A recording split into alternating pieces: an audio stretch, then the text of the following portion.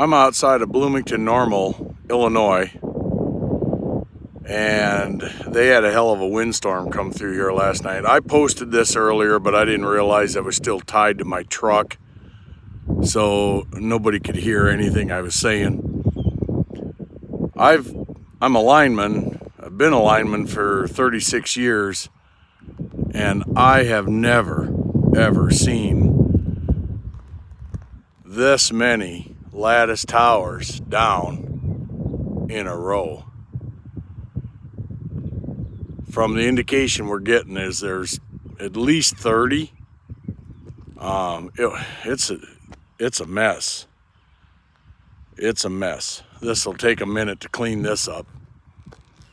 So, yeah, it's worst I've ever seen. I've seen 3 or 4 in a row, but 30 of them, this is a hell of a gap in a 345 line.